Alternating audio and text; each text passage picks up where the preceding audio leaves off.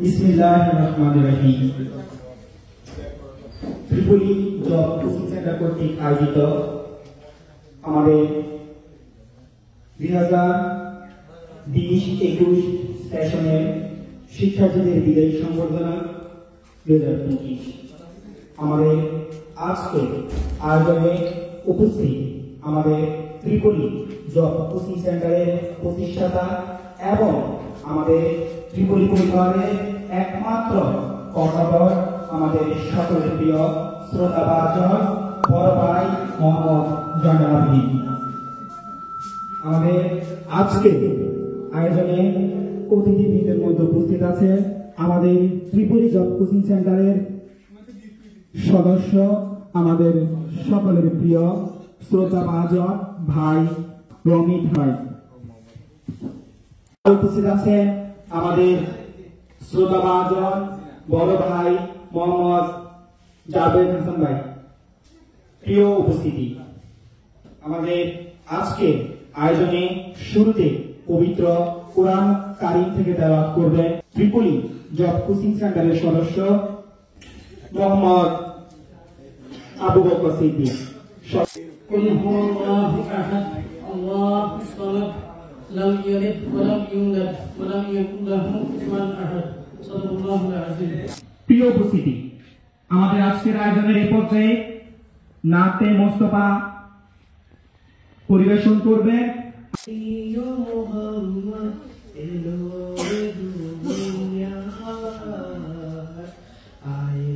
সাগর আকাশ বাতাস বিজলিয়া সাগর আকাশ বাতাস বিজলিয়া দেখ আমেনা মায়ের কোলে দোলে শিশু ইসলাম দোলে কচি মুখে শাহাদাতের বাণী সে শোনায় আয়ের সাগর আকাশ বাতাস বিজলিয়ায়। সৃষ্টি তোমার নামের উসিলায়, এই পৃথিবী সৃষ্টি তোমার নামের উসিলায়। ও মদিনার কামদেওয়ালা সালাম তোমায়, ও মদিনার কামদেওয়ালা সালাম তোমায়। এই পৃথিবী সৃষ্টি তোমার নামের উসিলায়, ও মদিনার কামদেওয়ালা সালাম তোমার, ও মদিনার কামদেওয়ালা সালাম তোমার।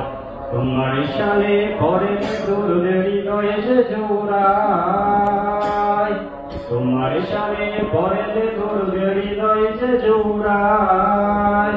ও মদিনার কামদেওয়ালা সালাম তোমার, ও মদিনার কামদেওয়ালা সালাম তোমার। বিদায় তুমি আসবে জানি সবার জীবনে, তবু কেন অশ্রু জড়াও মানব নয়নে। আমি সব করে বলবো এটুকুই যে ভাইয়া আমরা আপনার হাত ধরেই আমি ডিপার্টমেন্টটা শিখছি। আমি সবসময় এই জিনিসটা বলি, আমি কিন্তু কুমিল্লা পলিটেকনিক ইনস্টিটিউটে ভর্তি হয়েছি, বাট ইলেকট্রিক্যাল সম্পর্কে আমার কোনো কিছু জানা ছিল না। তো ভাইয়ের কাছে আসার পর থেকে ইলেকট্রিক্যালের ব্যাপার সেপার যাই ছিল, যাই শিখছি ভাইয়া আপনার হাত ধরেই শিখছি। তো হয়তো এটাই আমার জীবনের জন্য মেইন ফাউন্ডেশন। তো আপনি দোয়া করবেন, শুধু আমার না, আমার ডিপার্টমেন্টের আমার সহপাঠী যারা যারা আছে সবার জন্য এটা ফাউন্ডেশন। তো আপনারা সবাই আপনি দোয়া করবেন আমাদের জন্য পার্সোনালি, যেন আমরা এই জিনিসটাকে ক্যারি করে আমাদের ইন ফিউচারে ভালো কিছু করতে পারি, আমাদের লাইফ আমরা এখানে ভালো একটা পর্যায়ে নিয়ে যেতে পারি, ভালো একটা অবস্থানে যেতে পারি। এইটুকুই আপনার কাছে আমাদের চাওয়া, আপনি আমাদের জন্য দোয়া রাখবেন। আর এখন যেহেতু সমস্যার কথা বলতে গেলে তার শেষ নাই, শুধু ছোটদের হচ্ছে যেহেতু ছোট আমার 7 সেমিস্টার ভাইয়েরা আছে এখানে, তো আমাদেরকে শুধু এইটুকুই বলবো যে always dream big, work hard. স্বপ্ন বড় থাকলে কাজ করে গেলে অবশ্যই সেই স্বপ্নের দেখা পাওয়া যায়, সেটা আমি বিশ্বাস করি। তো এইটুকুই আমার কথা, এই বলে আমি আমার বক্তব্য শেষ করছি। আসসালামু আলাইকুম। আমার প্রিয় বড় ভাই কুটবাড়িতে খুব কাছ থেকে চেনা জয়নাল ভাই, রমিত ভাই এবং সাইফুল ভাই, এবং বিশেষ করে আজকে প্রধান অতিথি হিসেবে যিনি আছেন আন্টি, এবং আমার বন্ধু এবং প্রিয় ছোট ভাই, সবাইকে আন্তরিক সালাম, আসসালামু আলাইকুম ওয়া রাহমাতুল্লাহ। তো ফুটবাড়িতে আসার পরে যে বড় ভাইরা আমাদেরকে আগিয়ে রেখেছে তাদের ছোট ভাইয়ের মতো, তার মধ্যে জয়ের ভাই একজন। তো অবশ্যই আমাদের এই সেশন, বিশেষ সেশনকে দিয়ে, যেহেতু ভাইয়ের ফুটবাড়িতে প্রার্থনা শুরু আমাদেরকে দিয়ে, তো তাদেরকে অবশ্যই আমরা খুব মিস করবো। জয়নাল ভাইয়া সাথে দেখা হওয়ার পর মানে এটা রিয়েলাইজ করছি যে মানে ভাইয়ার মতো আর কোনো ভাইয়া হয় না। ভাইয়া যেভাবে আমাদেরকে গাইডলাইন করছে, পড়াশোনার ব্যাপারে বলছে, লাইফে কিছু করার জন্য। এক সময় শেখ রাসেল এখন যে উপস্থাপনা করতেছিল, আমাকে অনেকে চিনে এখানে, কারণ আমি এখানে অনেককে জয়নাল ভাইয়ের সাথে পরিচয় করে দিয়েছি। এট ফার্স্ট আশরাফুলের মাধ্যমে কিন্তু অনেকটাই এই কোচিং পরিবারটাকে এগিয়ে নিয়ে আসছিলাম। আমার চিন্তা ছিল যে ছোট ভাইদেরকে নিয়ে যে আমাদের কোটবাড়ি কেন্দ্রিক একটা ভালো একটা প্ল্যাটফর্ম তৈরি করা, যেন আমরা একটা সুন্দর কোচিং একটা ভাইয়ের কাছ থেকে গাইডলাইন পাই এবং এগিয়ে পারি। এই জন্যই আমি এবং রমিত ভাই সহকারে, আমি যখন ক্যাপ্টেন ছিলাম, আমি প্রতি ক্লাসে গিয়ে এই কোচিং সেন্টারটাকে যেন ছাত্র পাই, এই জন্য আমি অনেকটাই কাজ করেছি আর কি। তখন ছিল ছোট ভাই, আর নয় উদ্দেশ্যহীন মিছিলে, তাই না? এখন আমাদের উদ্দেশ্য থাকতেই হবে, উদ্দেশ্য ছাড়া কোনো মিছিলে যাওয়া যাবে না। তো বর্তমানে আর তোমাদের জীবনের মেইন উদ্দেশ্য কিন্তু এখন থেকে শুরু হবে।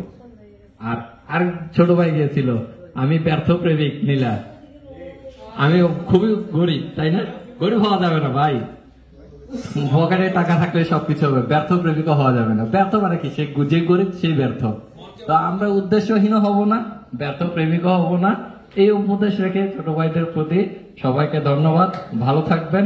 অবশ্যই দেখা হবে না এমন কোনো কথা নাই, আমাদের অবশ্যই দেখা হবে, এই আশাবাদ ব্যক্ত করে আমার বক্তব্য শেষ করছি। ধন্যবাদ সবাইকে। পাড়া দিয়ে যে মানুষটির সাথে আমার সবচেয়ে বেশি পরিচয় হয়েছে, ওই মানুষটি হচ্ছে আমাদের জয়নাল ভাই। আমি সহ আমাদের বেসটা গুছিয়েছি এবং প্রথম পর্ব থেকে আজকে সপ্তম পর্ব পর্যন্ত আমরা ভাইয়ের কাছে আছি। কোনো পরামর্শ বা আসলে আমি অনেক কথাই বলছি, তার বছরে অনেক কথা বলছি। আজকের এই দিনে আর কোনো অতিরিক্ত কোনো কথা বলতে চাচ্ছি না। এটাই বলতে চাচ্ছি আসলে স্মৃতিচারণটা কি, যেটা আমাকে বারবার কাঁদায়। আমি যখন সর্বপ্রথম শুরু করি, রমিতদের বেসটার পরে বেসটা কিন্তু আপনাদের বেসটা শুরু হয় আমার কাছে। রমিতদের বেসের 5 জন ছিল, তাই না? তারপরে হ্যাঁ, ও আসিফদের বেসটা ছিল না, আসিফদের বেস আসার আগেই আপনাদের বেসটা আসছিল আমার কাছে। তখন এই বেসে নাদিম ছিল, আশাবুল ছিল, হ্যাপি ছিল, তামিনা তারা ছিল, রাইসুল ছিল, তাই না? মাহমুদও ছিল, আজকে নাই আর কি। তাদেরকে দিয়ে আমি সর্বপ্রথম শুরু করি। তাদের তো আছেই, আপনাদেরও স্মৃতিচারণ অনেক।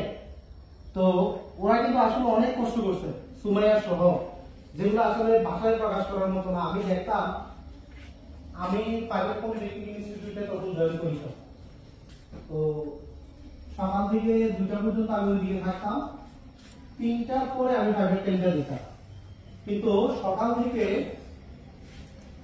8টা থেকে পলিটেকনিক্যালের ক্লাস শুরু হইতো, 1টা পর্যন্ত তারা কোটবাড়িতে থাকতো। আজকের মতো রেখে দিই, যেহেতু আসরের নামাজের সময় শেষ, মাগরিবের সময় চলে আসছে। তো আমি আর কিছু বলি না, নাকি? জীবনের অনেক কথা বললাম তার বছরে। আমার প্রতি যদি কারো মন খারাপ হয়ে থাকে, আমার ধমকে, আমি কিন্তু আবার কিছুক্ষণ আগে বলছিলাম হাত দেই নাই কারো গায়ে, মাঝে মাঝে কিন্তু 1-2জনের গায়ে হাত দিচ্ছি, দেই নেই জানি একদম এরকম না। তো আসলে দুষ্টুমি করে দিচ্ছি হয়তো, বা কখনো রাগ করে কিনা, যার প্রতি বেশি ভালোবাসা ছিল তারে বেশি ইয়ে করছে। তো আমাকে ক্ষমা চোখে দেখবেন। আসলে আপনাদেরকে বিদায় দিতে আমার ইচ্ছা করতেছে না, আমার খুব খারাপ লাগতেছে, এটা আসলে ভাষায় প্রকাশ করতে পারতেছি না। আপনাদের জন্য আমার ভালোবাসা রইল, আপনারাও আমার জন্য দোয়া করবেন। আমার আব্বা নাই, আম্মু তো আছে, আম্মুর জন্য দোয়া করবেন।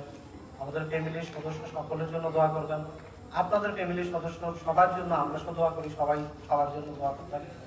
তো আজকের মতো আমি এখানে রাখি। চাঁদ মামা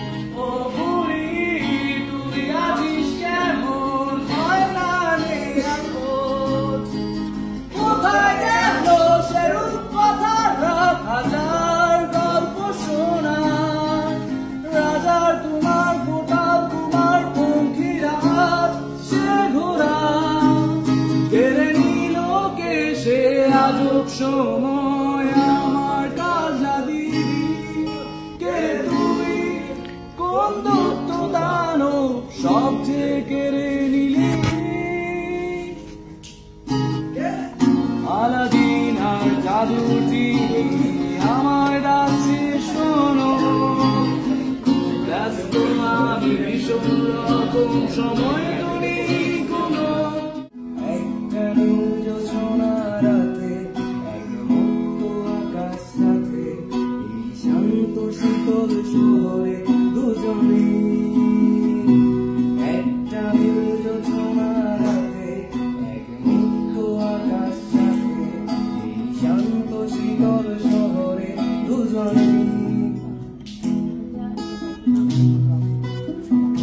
আমি এক গরিব প্রেমিক মিলা আমার আর কোথাও যাওয়ার নেই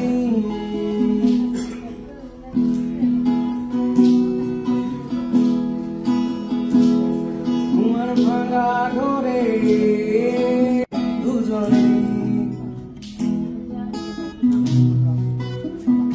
আমি এক গরিব প্রেমিক মিলা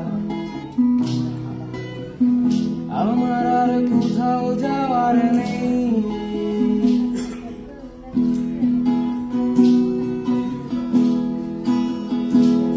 তোমার ভাঙা ঘরে আমার ভাঙা ঘরে ঝিমঝিমিয়ে বৃষ্টি নামবে যখন আমি বুকটা পেতে আগলে রাখতে জানি তুমি এই বুকেতেই রাখবে মাথা মারি আমি বুকটা পেতে আগলে রাখতে জানি তুমি এই বুকেতেই রাখবে মাথা মারি আমি এক গরিব প্রেমিক মিলা তোমার শরীর জরে আসসালামু আলাইকুম। আসলে যখন আমি সেকেন্ড সেমিস্টার থেকে জনাল ভাই প্রথম থেকেই চিনি, ব্যাগে তো যাওয়া সেকেন্ড সেমিস্টারে, তার পরীক্ষার মাত্র 20 দিন আগে আমার সার্কিট 1 বইটা কমপ্লিট হয় নাই, একবার দ্বিতীয়টা কমপ্লিট হয়েছিল যে কোনো কারণে আমি পড়াশোনা একটু তখন সেকেন্ড সেমিস্টার ফার্স্ট সেমিস্টার এবার একটু কম করছিলাম। তো 20 দিনে জনাল ভাই আমার নিজের বাসায় গিয়ে, তখন মনে হয় ফিরোজপুর ছিলেন ভাইয়া, তখন হচ্ছে ভাইয়া আমার ওই সম্পূর্ণ বইটা ক্লিয়ার করে দিছে।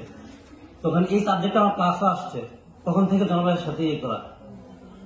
আসলে মানে আমরা বলতে পারি যারা যে আছি, মানে আমাদের পড়াশোনা যদি কোনো গ্যাপ করতো বা চেষ্টা করতো, নিজে আমাদের আমরা ফোন দেওয়া লাগতো না কোনোদিন, তাই নিজে বলতো যে বইটা কি শেষ হয়েছে, কয়টা অধ্যায় বাকি আছে, ম্যাথগুলো কি করছো কি না করো নাই। আসলে মানে একজন অভিভাবক যে মানে আমি মানে কি বাসায় বলবো আসলে বুঝতে পারতেছি না, মানে একজন বড় ভাই, মানে এমন বড় ভাই পাওয়া আসলে কপাল লাগে, কপাল ছাড়া এমন বড় ভাই পাওয়া যায় না। ভাইয়ের তো কোনো ছিল না, আমাদের ফোন দেয় কজন বলে যে তোমার ম্যাথটা কি শেষ হয়েছে, তোমার কয়টা অধ্যায় বাকি আছে, কতটুকু পড়াশোনা করছো। হয়তো আমরা দেখা যায় 1 মাসের জন্য ফোনও দেওয়া হয় না গাজীপুর গিয়ে, কিন্তু ভাই ঠিকই বলছে। ভাই আমাদেরকে মনে রাখবেন, ইনশাল্লাহ আমরা আপনাকে কোনদিন ভুলবো না। ভাইয়ার সাথে আমার পরিচয়, আমি ভাইয়ের নাম শান্ত সিয়াম, আমি তো একই মেসে থাকতাম, আমরা তিনজনই। তো ওদের মুখে ভাইয়ের নাম আমি একদম ফার্স্ট সেমিস্টার থেকে শুনতেছিলাম, কিন্তু আমি কখনো ভাইয়াকে দেখিও নাই, চিন্তাও না 5th সেমিস্টার পর্যন্ত। ভাইয়ের সাথে আমার পরিচয় 5th সেমিস্টারে, তাও 5th সেমিস্টার যখন আমি উঠি তখন আমার রুমমেট ছিলেন আসিফ ভাই আর হানিফ ভাই। তো ওনাদের সাথে দেখা করতে মূলত ভাইয়া মনে হয় সেদিন আমার রুমে এসেছিলেন। আমি জানতাম না যে ভাই আমার রুমে আছেন। আমি ক্যাম্পাস থেকে খুব তাড়াহুড়ো করে আসি শেষ ভাইবা পরীক্ষা দিয়ে, প্র্যাকটিক্যাল পরীক্ষা দিয়ে, এবং বাড়ি যাবো সেদিন, এটা 4th সেমিস্টারের কথা। তো ওই দিনই ভাইয়ের সাথে আমার পরিচয়, ভাইয়ের সাথে ফার্স্ট কথা বলা, এবং এরপর খুব বেশি দিন পড়া হয়নি। আমি আসলে একাডেমিক পড়ার চেয়ে জব কোচিং করার জন্য গিয়েছিলাম, 1.5 মাস কি 2 মাসের মতন হয়তো পড়েছিলাম। এরপর আমার নিজস্ব কিছু সমস্যার কারণে আর পড়া হয়নি বা কন্টিনিউ করতে পারিনি। বেশ কিছু সমস্যার কারণে দেখা যেত কি ভাইয়া ছুটির মধ্যেও পড়াতেন, যেটা সত্যি কথা। ঈদের বন্ধ শুরু হচ্ছে, ক্যাম্পাস ছুটি দিয়ে ফেলেছে রমজানের মধ্যে। হ্যাঁ, রমজানে ক্যাম্পাস ছুটি দিয়ে ফেলেছে। ভাইয়া বলছেন না, আমি 26 রমজান পর্যন্ত পড়াবো। হ্যাঁ, এই যে বিষয়গুলো এখন আসলে দেখা যেত কি আমার পক্ষে থাকাটা ওটা কঠিন হয়ে যাচ্ছে, যে কেউ মেসে থাকবে না, মিল কিভাবে চালাবো, কিভাবে কি করবো, বেশ কিছু সমস্যার কারণে পারিপার্শ্বিক হয়ে আমি থাকা হতো না। কিন্তু ভাইয়ার সাথে পরিচয় হওয়ার পর আসলে আমি কোটবাড়ির মধ্যে রোভারিং করছি, রোভারিং একটা পরিবার পেয়েছি, ইলেকট্রিক্যাল অবশ্যই একটা আমার পরিবার, ট্রিপলি পরিবার,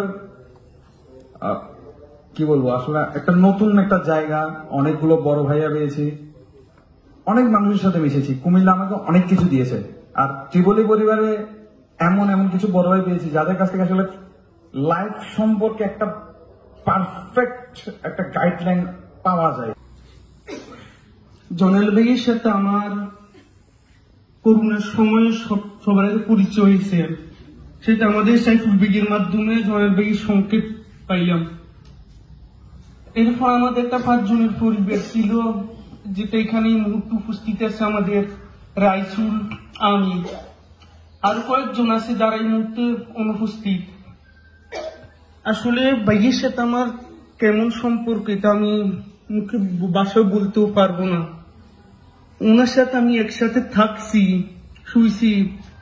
এমনও আছে আমাদের যে সাইফুল ভাই গিয়েছে, সাইফুল ভাই গিয়ে জনাল ভাই সবসময় আশরাফুল বলে ডাকতো ভুলবশত।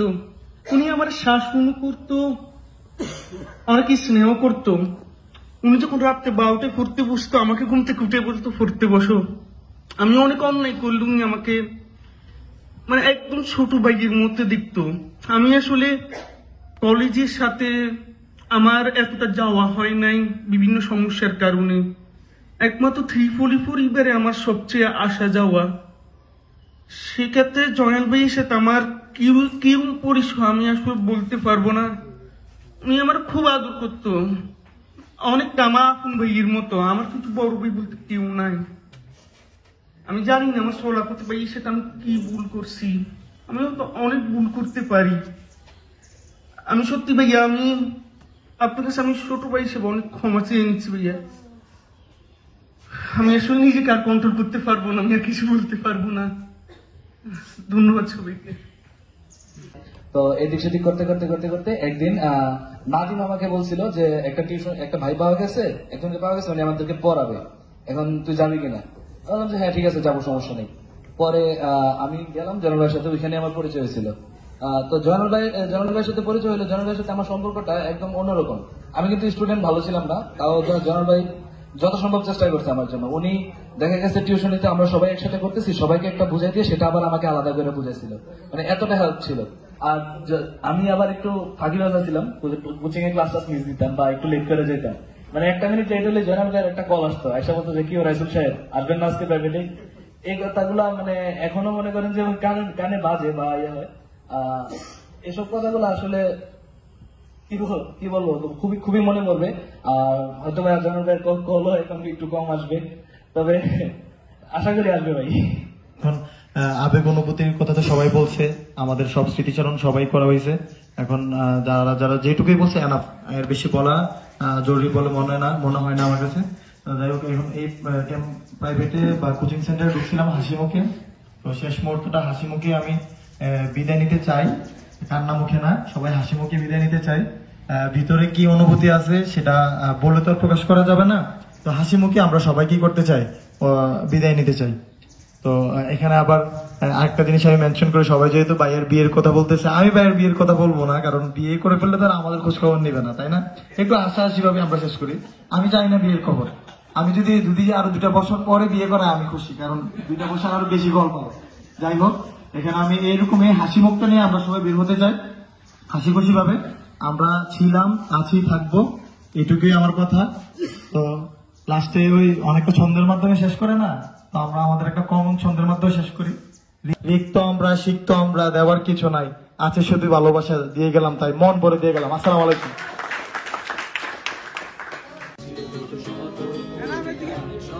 সেই কবিতার ছন্দতে ছিল তার হাসি মাখা ছবিটায় যা ছিল অদ্ভুত রং তুলি যা যখন থাকে আমার মনে মাঝে আমি